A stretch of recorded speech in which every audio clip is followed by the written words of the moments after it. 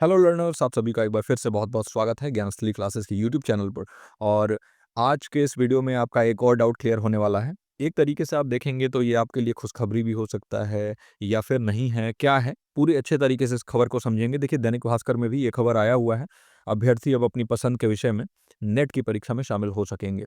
और ये नए रूल्स क्या हैं? कैसे जो है लोग ये कह रहे हैं कि ये वाला जो है रूल आ गया है कि अब यूजी, पीजी से अलग विषय में आप नेट कर सकते हैं। क्या है पूरा सच?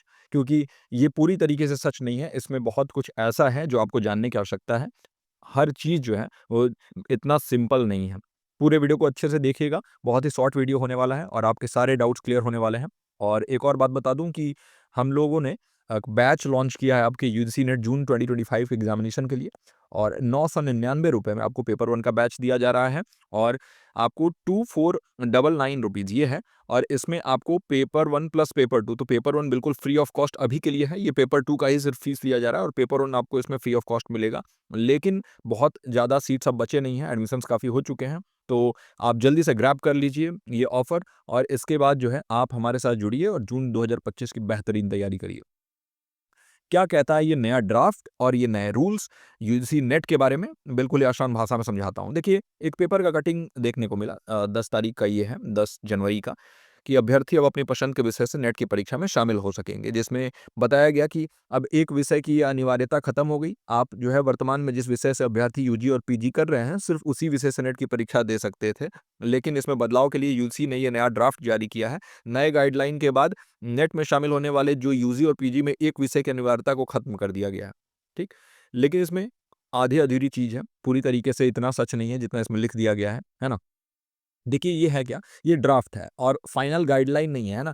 ऐसा जो है अभी रिकमेंड किया गया है और अभी जो है ना बहुत सारे रिकमेंडेशन आएँगे, उनको कंसिडर किया जाएगा, उसके बाद फाइनल गाइडलाइन बनाया जाएगा, ये भी याद रखिएगा, है ना?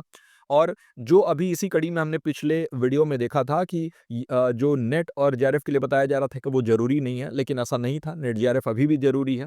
वैसे ही आपको देखिए, यही वाले न्यूज़ के बेसिस पे डायरेक्टली कहीं नहीं लिखा हुआ है कि आप 2 सब्जेक्ट में एग्ज़ामिनेशन दे सकते हैं या फिर अपने यूजी या पीजी से अलग सब्जेक्ट में दे सकते हैं, ऐसा डायरेक्ट नहीं लिखा है इस वाले ड्राफ्ट में। लेकिन क्या लिखा है?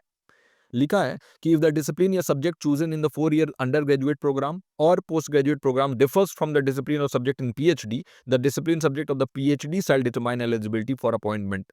तो इसी से ये अंदाजा लगाया जा रहा है, क्योंकि देखिए पहले क्या होता था कि आपका यूजी या पीजी जिसमें है, उसी में आप नेट निकालेंगे और फिर उसी में पीएचडी करना पड़ता था। लेकिन चूँकि यहाँ पे लिख दिया है कि जो दोनों यानी यूजी, पीजी में अगर सब्जेक्ट अलग है और पीएचडी का सब्जेक्ट अलग है, तो पीएचडी वाले सब्जेक्ट को मान्य किया जाएगा। उसी सब्जेक्ट में आप जो है वो प्रोफ़ेसर बन सकते हैं, ऐसा बताया गया है। यानी आपको पीएचडी करना अलाउ किया जाएगा, यानी इससे हमने ये निकाला निष्कर्ष कि नेट जेआरएफ का जो एग्ज़ामिनेशन होगा वो आप अपने सब्जेक्ट से इतर दूसरे सब्जेक्ट में भी दे सकते हैं। अब यही देखिए, आप लिखा है द डिसिप्लिन और subject chosen in the 4 year undergraduate programme differs from the discipline और subject in NET SET. The discipline of the NET और SET shall determine eligibility for appointment. तो यानी नेट और सेट आपने जिसमें निकाला होगा उसको मान्य किया जाएगा, ना कि जिसमें आपने यूजी पीजी किया होगा। अगर सेम है तो फिर ठीक है, डिफरेंट है तो नेट और सेट जिसमें आपने निकाला उसको मान्य किया जाएगा। यानी इससे हमने ये कंक्लूजन निकाला, ये निष्कर्ष निकाला कि जिस सब्जेक्ट में नेट और सेट होगा, अगर उसी में कंसीडर किया जाएगा तो ये नेट सेट पहले अलाउ किया जाता था जिसमें आपका पीजी है।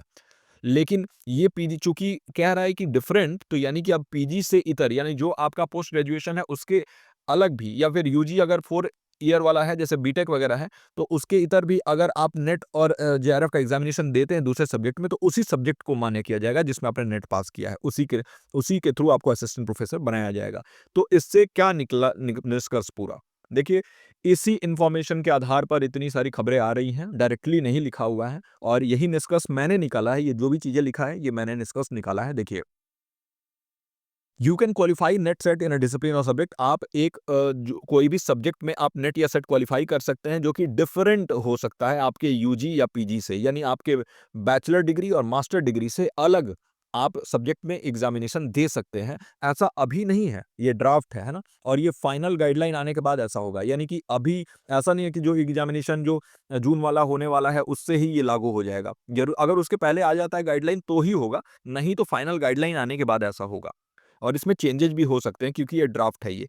और लिखा है दूसरा पॉइंट जो मैंने यहाँ पे मेंशन किया कि if you qualify net set in a particular subject, किसी एक सब्जेक्ट में आप अगर नेट सेट क्वालिफाई करते हैं तो आप एलिजिबल होंगे अपॉइंटमेंट के लिए असिस्टेंट प्रोफेसर उसी सब्जेक्ट में। आपका यूजी पीजी सब्जेक्ट कुछ भी हो, इससे कोई फर्क नहीं पड़ता है। तो ये मैंने इससे निष्कर्ष निकाला कि इसी से पता चलता है कि आप नेट और सेट दूसरे सब्जेक्ट में भी निकाल सकते हैं जिसमें आपका यूजी पीजी भले ही ना हो, आपका इंटरेस्ट होगा तो। अच्छा, पीएचडी के लिए भी सेम है कि आप पीएचडी सब्जेक्ट जो है आपका वो डिफरेंट हो सकता है आपके यूजी और पीजी सब्जेक्ट से। आपका पीएचडी डिसिप्लिन जो है ना यही डिटरमाइन करेगा कि आप जो है वो असिस्टेंट प्रोफेसर किस सब्जेक्ट में बनेंगे, है ना? यानी आपकी पीएचडी डिटरमाइन करेगी, ना कि आपका यूजी पीजी डिटरमाइन करेगा। आपका नेट डिटरमाइन करेगा, जो नेट है वो, ना कि आपका यूजी पीजी का सब्जेक्ट डिटरमाइन करेगा। और ये क्यों दिया गया है? ये फ्लेक्सिबिलिटी, ये लचीलापन बढ़ाने के लिए ऐसा किया गया है।